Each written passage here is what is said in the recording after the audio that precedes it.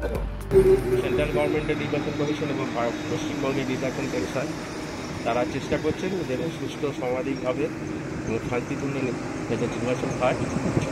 সব মিলিয়ে আমাদের পশ্চিমবঙ্গের নির্বাচন শুরু হয়ে গেছে গতকাল থেকে। বিশেষ করে দ্য ফাইটার ইন্টার স্টেট নাকা চেকপোস্ট, এখানে সব রকমভাবে বাস, মোটর সাইকেল, চার চাকা গাড়িতে চেকিং হচ্ছে, যত রকম ভেহিকেলস আছে চেকিং করা হচ্ছে। পুলিশ প্রশাসনের এখানে যিনি নাডাল অফিসার আছেন তারা করছেন।